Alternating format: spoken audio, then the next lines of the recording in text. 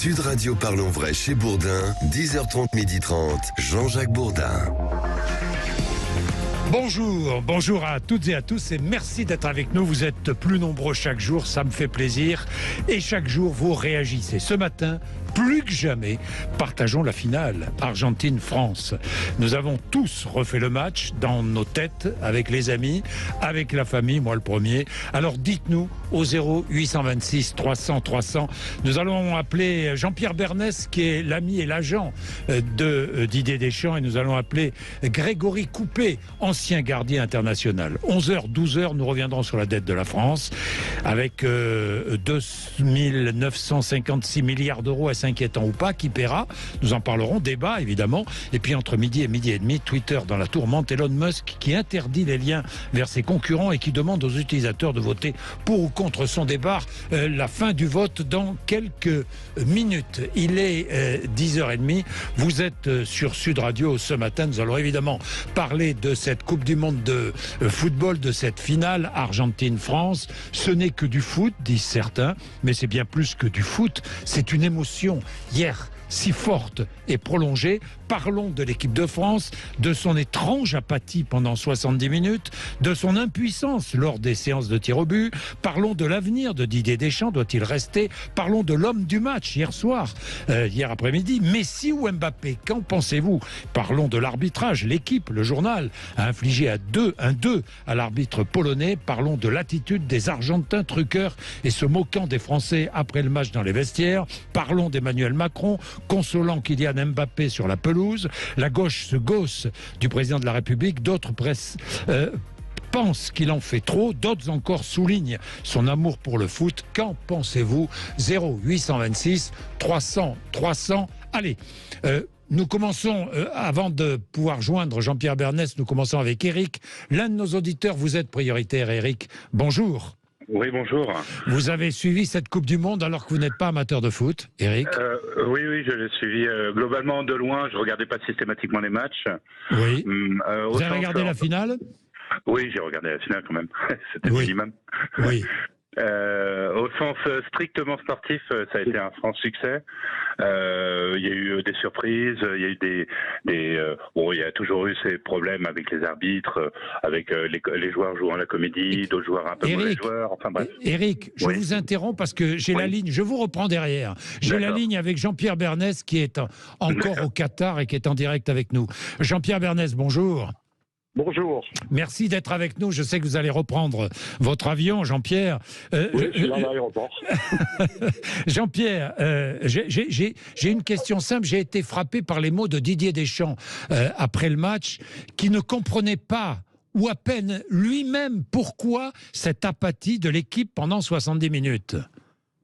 Oui, j'en ai discuté avec lui. C'est vrai, des fois, vous savez, dans le sport, vous le savez aussi, il y a des choses des fois inexplicables. Là, c'est difficile parce que ce match a basculé. Il a basculé en un quart d'heure, quoi. Parce qu'un quart d'heure avant la fin, on était mené encore 2-0. Et je crois que Didier a fait surtout un grand management juste avant la mi-temps, où il a transformé l'équipe. Et voilà, donc alors, est-ce que c'était la pression? Il faudra l'analyser. C'est vrai que ça sera intéressant d'analyser parce que il y a peut-être eu beaucoup de pression, un peu de fatigue. On avait un jour de moins quand même, c'est important aussi. Et donc donc après c'est très dur à expliquer, mais c'est surtout le scénario du match qui est difficile, quoi. Le scénario du match, la déception est encore plus grande parce que revenir quand on est mené 2-0 en finale de Coupe du Monde et faire cet exploit, parce que c'est un exploit de revenir à un quart d'heure, c'est quelque chose qui va rentrer dans l'histoire de la Coupe du Monde. Mais Jean-Pierre, lui non plus, vous en avez discuté avec lui, ne s'expliquait pas cette apathie des joueurs. Oui, il expliquait parce que c'est des tas de raisons, quoi. On est tombé aussi sur une bonne équipe d'Argentine en début de match. Oui, un début de match, une bonne équipe d'université. Dans le sport, il y a aussi un adversaire. Hein. Bien sûr. Donc après, un jour de moins aussi, c'est important en fin de compétition. Il y a sûrement un peu de fatigue. Et l'équipe, des fois, vous savez, il y a des choses qui sont toujours difficiles à expliquer. Les équipes tournent moins bien. Vous savez, le sport, c'est pas un livre, hein, ça s'écrit pas dans les livres. Oui, bien sûr. Et des fois, il y a vous faites un bon match, un moins bon, mieux. C'est toujours difficile, mais Mais le scénario est quand même extraordinaire pour l'histoire du football, quoi. Je pense que c'est ça qui est important aussi. Jean-Pierre, évidemment, c'est pas le moment de parler de l'avenir de Didier Deschamps. Il pense, il prendra sa décision quand? Oh, ben comme il a dit hier soir, en janvier, là, il va rentrer sur la France. Là, je l'ai vu à l'instant, il rentre sur la France. Il est en pleine forme, il est motivé, voilà. Et donc, il a pris un coup, bien sûr, comme tout le groupe, parce que quand vous perdez, surtout une finale, vous avez une balle de match, quoi. La balle de Colomboigny à la fin la fin du match, des prolongations, c'est la balle de match. Bon, maintenant, il faut qu'il prenne une décision sur son avenir, c'est une décision personnelle qui est très importante à prendre parce que c'est son avenir professionnel qui est en jeu. Et voilà, donc il verra son président en janvier. Et d'ici là, il va réfléchir sereinement à l'orientation qu'il veut donner à sa carrière ou pas. Voilà. Ouais, il n'était pas trop abattu. Non, pas. Il faut accepter la loi. Vous pouvez pas. Voilà, il y a 4 ans, ça avait souri, là, ça sourit moins. Mais bon, vous pouvez pas non plus. Voilà, c'est la loi du sport. Si vous êtes dans le sport, un professionnel, un entraîneur, un joueur, vous acceptez pas la défaite, il faut l'accepter. La défaite, il faut l'accepter. Elle fait partie du sport, quoi. Hein. Donc, à partir de ce moment-là, il faut tenir compte de ça. Mais on ne doit pas être abattu non plus, quoi. Voilà, la vie continue, quoi. Hein. Bah évidemment. Le journal L'Équipe a infligé un 2 à l'arbitre polonais. Vous êtes aussi sévère? Oui, je suis très sévère sur l'arbitrage. Je ne l'ai pas trouvé très très bon. Je l'ai trouvé dans ses décisions assez flou. Il a laissé passer beaucoup de choses sur des comportements de certains joueurs argentins. Voilà, ça a été. Je l'ai pas trouvé. Voilà, disons qu'il n'a pas impacté de façon grave la rencontre. Mais je pense que au cours du match, il a eu des décisions sur certains coups francs, même sur des cartons qui auraient pu être donnés. Je ne l'ai pas trouvé à la hauteur. Voilà. Un dernier mot, l'homme du match, Messi ou Mbappé? Messi et Mbappé, je mettrai les deux. Voilà, je mettrai les deux. Oui. Je mettrai les deux. Je pense que voilà, c'est 2 joueurs hors normes. C'est 2 joueurs hors normes qui ont marqué la compétition. Voilà, donc Messi est champion du monde, Mbappé devient meilleur buteur de la Coupe du Monde à son âge. C'est un exploit quand même remarquable. Et voilà, ce sont 2 grands joueurs hors normes qui ont bien sûr pas le même âge. Mais voilà, je pense qu'il faut les mettre tous les deux, les grands joueurs. C'est les grands joueurs, c'est cela.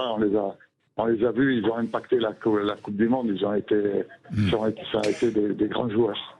Merci, je vous laisse parce que je sais que votre avion, le départ est imminent. Hein. Jean-Pierre, merci. Merci beaucoup. Hein. Merci. Merci, au plaisir. Il est 10h37 sur Sud Radio, Jean-Pierre Bernès. Donc, en janvier, la décision, c'est l'information.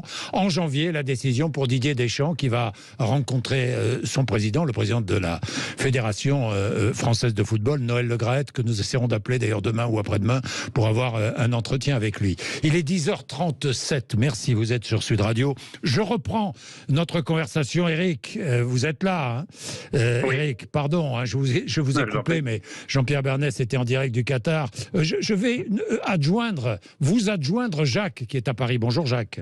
Oui, bonjour. Alors, Eric, finissez. Que vous disiez bonne organisation de cette Coupe du Monde, mais vous dites arrêtons l'hypocrisie, le sport est politique. Pourquoi dites-vous ça, Eric ? Pour la bonne et simple raison, c'est que de tout temps, il a été politique. Oui, oui. L'organisation au Qatar, lorsque vous avez des soupçons de corruption, les affaires de corruption qu'il y a eu au Parlement européen, c'est éminemment politique. Mais dites-moi, soupçons de corruption bien avant même lors de la désignation du Qatar. Hein.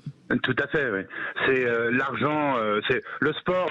Enfin, c'est du sport parce que les joueurs se sont dépassés. Ils ont eu une performance. Ils ont tout donné. Mais au-delà des joueurs, c'est éminemment politique. Oui. Il n'y a pas. Le Qatar veut s'acheter une bonne image et il a organisé cette Coupe du Monde. C'est une opération de communication politique. La Chine qui organise les JO, tout est politique. qu'à partir du moment où ce sont des États qui s'occupent de l'organisation. Et il n'y a pas de, il peut pas y avoir, il y a forcément un lien entre les relations géopolitiques et le sport. De tout temps, ça a été comme ça. En fait. Bien, Jacques. Ceux qui disent, oui. Qu'est-ce que vous voulez dire, Eric? Vite, parce que je voudrais que Jacques puisse prendre la parole. Allez-y. Ceux qui disent que le sport n'est pas politique, comme je dis, ça relève de l'hypocrisie pure et simple. Bien, Voilà. Jacques. Oui, c'est vrai. Moi, je suis complètement d'accord avec Eric. J'irais peut-être même un petit peu plus loin parce que quelqu'un a dit, je crois que la politique, c'est la guerre qui continue autrement. Oui. Moi, je me demande si le football, c'est pas aussi un peu la guerre qui se fait autrement. Enfin, je préfère cette guerre-là à la guerre réelle, je vous dis tout de suite. Voilà, exactement, bien sûr. Et puis alors, ce qui est remarquable, c'est la capacité événementielle du football. C'est quelque chose d'absolument extraordinaire. Il y a peu d'événements, il y a peu de choses qui sont capables, à cette échelle, de mobiliser la planète, à part effectivement la guerre. Voilà. En ce moment, qu'est-ce qu'on voit? C'est la guerre en Ukraine, le Covid et le football. Oui. Ce sont les 3 événements majeurs qui mobilisent la planète entière. Oui. Alors ça laisse un petit peu songeur. Il y a un côté extraordinaire. Et puis l'autre côté extraordinaire, c'est effectivement de voir cette mobilisation, cet engouement, cet intérêt, effectivement, à voir lutter sur un terrain. 22 athlètes, dont certains gagnent 200 000 euros par jour. Oui. Jacques, plus de 24 millions de téléspectateurs sur TF1 hier soir, oui. des pointes à 29 millions pendant la séance de tir au but. C'est un record absolu. On n'a jamais vu ça pour aucun événement. Et attendez, et il y avait des téléspectateurs sur beIN Sport, et j'attends d'avoir les chiffres mondiaux. J'attends de savoir combien d'écrans de télévision étaient allumés dans le monde hier pour cette finale Argentine-France. Merci à tous les deux. On peut rebaptiser la planète. C'est pas la Terre, c'est la planète football.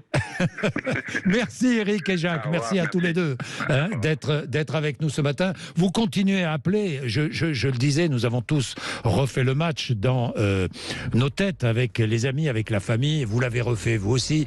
0826 300 300. Dans un instant, je serai avec Grégory Coupet, ancien gardien de l'équipe de France.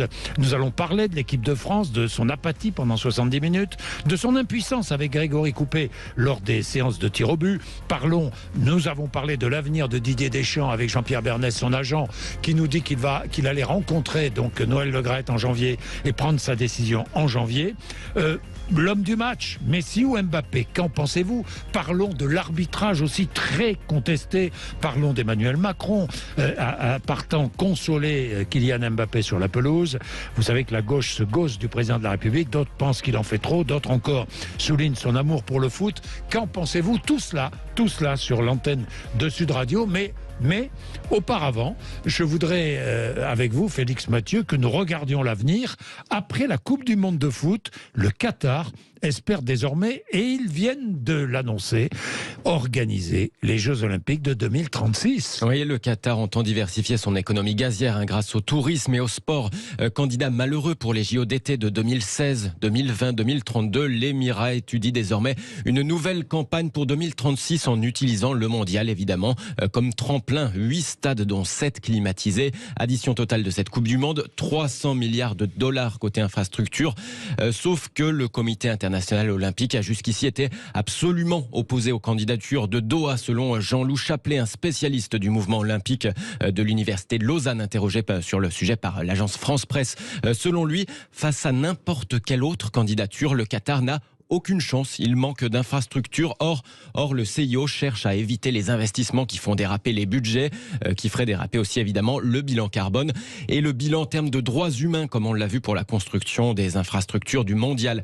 Ajoutez à ça 2 fausses notes aussi qui ont beaucoup déplu sur cette Coupe du Monde, le changement de date pour le match d'ouverture à 3 mois de la compétition, et puis la volte-face de dernière minute sur la vente de bière autour des stades. Ça pourrait avoir été mal vu par les organisateurs des JO. Oui, oui, attention, les sponsors, c'est essentiel pour le CIO, évidemment. Il est 10h44, vous continuez à appeler 0826 300 300, allez-y, débattons, on refait le match, évidemment. Vous nous parlez de l'équipe de France, vous nous parlez de l'arbitrage, vous nous parlez de Messi, d'Mbappé, du comportement des Argentins. Allez-y, 10h44. Je vais prendre Hakim, mais Grégory Coupé sera avec nous dans quelques instants. Sud Radio Parlons Vrai chez Bourdin, 10h30, 12h30, Jean-Jacques Bourdin. Nous poursuivons après ce match Argentine-France avec tous nos intervenants. Grégory Coupé qui est avec nous. Bonjour. Bonjour. Bonjour Grégory. Plusieurs questions. Ensuite, nous prendrons un auditeur, Hakim, qui nous appelle de Villeneuve-sur-Lot, dans le Lot-et-Garonne. Grégory, même Didier Deschamps ne s'explique pas l'apathie de l'équipe de France pendant 70 minutes. Vous non plus? Non, ça, je pense qu'on peut pas l'anticiper, malheureusement. Oui. Je pense qu'on se croyait justement à l'abri d'un tel comportement. Est-ce que c'est l'événement, surtout qu'en plus on avait des joueurs quand même encore plus expérimentés.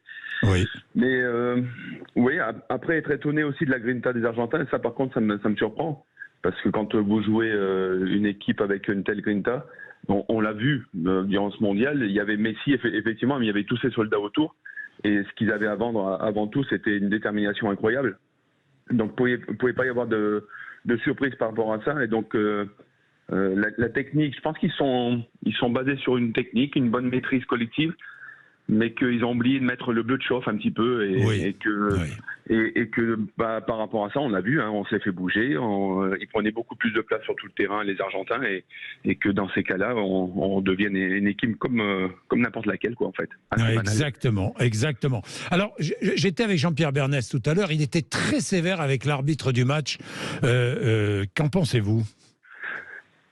Moi, j'ai tendance à être toujours très mesuré par rapport à ça. Oui. Je regrette, on va dire, surtout les fins de match où on a vu que le gardien envoyait le ballon n'importe où. On voyait aussi qu'ils ont cassé des contre-attaques, sachant que l'équipe de France avait une vitesse assez forte sur contre-attaque, et on a vu qu'ils ont fait des fautes flagrantes qui n'ont pas été sanctionnées par un carton jaune. Mais sinon, dans l'ensemble, je pense qu'on n'a pas grand-chose à revendiquer de plus. Bon. L'attitude des Argentins après le match, qui se sont un peu moqués de Kylian Mbappé, notamment dans les vestiaires. Bon, pas terrible ça, Grégory. Quand on est un sportif de très haut niveau, on n'aime pas trop. Oui, et puis faut admettre qu'il y a des joueurs qui sont au-dessus du lot. J'ai eu la chance de rencontrer des joueurs comme Zidane, comme Beckham, et Messi. C'est des mecs qu'il faut respecter, quoi. C'est clair. Oui. Ils sont au-dessus du lot. Et c'est des personnes, et je pense qu'Mbappé en fait partie maintenant, qui méritent du respect, mais on va dire qu'on parle souvent du karma dans ces cas. On se retrouvera peut-être. Oui. Alors, j'ai une question à propos des tirs au but. L'impuissance de la France lors des séances de tirs au but, Grégory Coupé. 3 finales qui se sont terminées au tir au but, 2 pour la France, 2 fois battue. J'ai des chiffres qui sont assez terribles sur les tirs au but et la faiblesse des Français. Cela fait 24 ans qu'un gardien français n'a pas stoppé une frappe lors des tirs au but.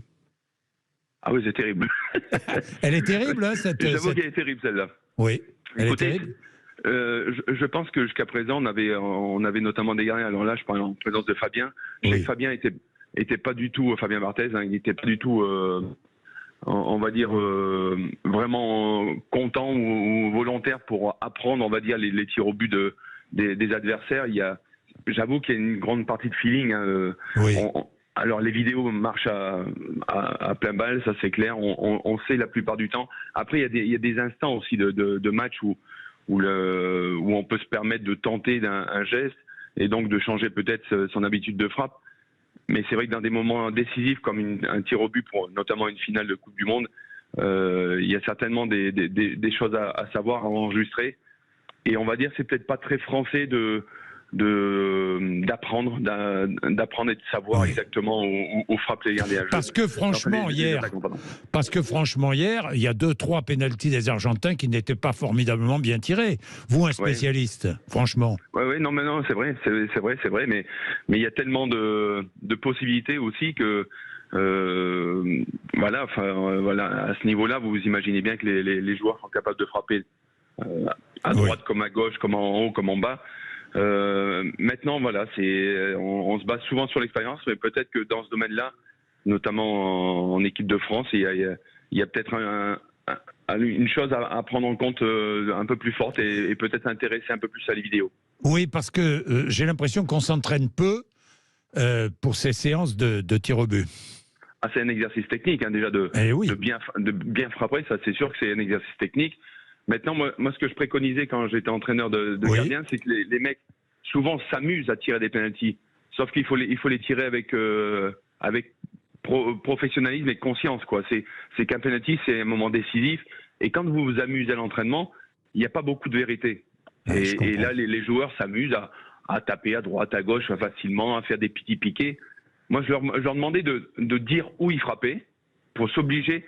Le gardien le savait comme ça et s'obliger à ce que la frappe soit vraiment parfaite. Parce que comme on dit, un penalty bien tiré, c'est imparable. Maintenant, il faut y mettre l'intention.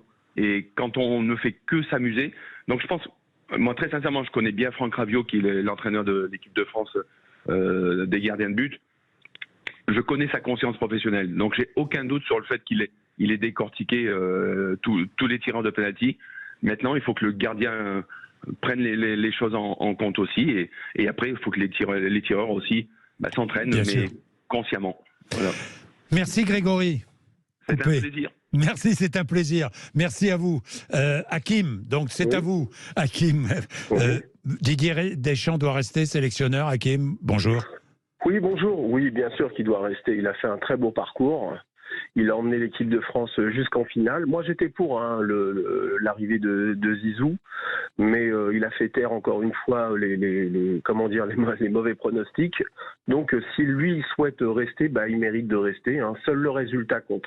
Oui. Je voulais un petit peu, si vous permettez, tempérer un petit peu l'enthousiasme autour de l'équipe de France. Je rappelle que quand même face à l'Angleterre, on a été ric-roc. Face au Maroc, ça a été très moyen. Et là, face à d'excellents footballeurs argentins, très techniques, on l'a payé très cher. On dit beaucoup, tiens, pourquoi on n'a pas joué mieux comme on l'a fait dans le dernier quart d'heure? Mais c'est très simple. Les Argentins ont dominé le match à fond pendant 80 minutes. Ils ont fait comme avec les Hollandais, c'est-à-dire qu'ils se sont relâchés à 2-0, la partie a été gagnée, et tout simplement, les Français ont pu revenir un petit peu à la marque, et ils n'ont pas existé dans les prolongations. Donc il faut vraiment faire attention. On n'a pas existé, Hakim, sauf qu'on a la balle de match.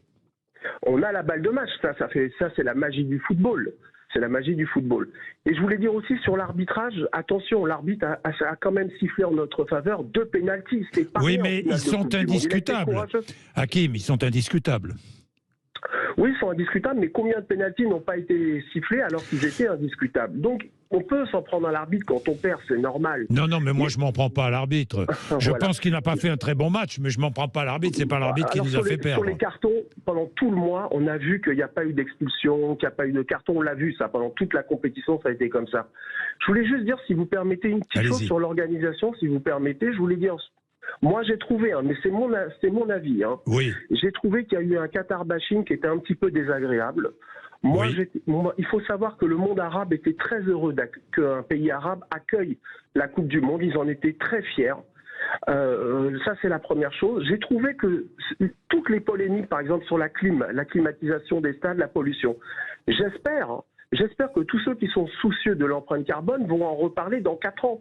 Parce que quand la Coupe du Monde va avoir lieu aux États-Unis, Canada et Mexique, l'empreinte carbone qui va être laissée par les avions pour transporter des millions de supporters, j'espère qu'on en reparlera. Vous avez raison, Hakim. Vous avez entièrement raison, là. Voilà. Et la dernière chose dont je voulais vous parler, sur les ouvriers, rassurez-vous, moi je ne suis pas un affreux buveur de sang des ouvriers. Mon père était un ouvrier à l'usine.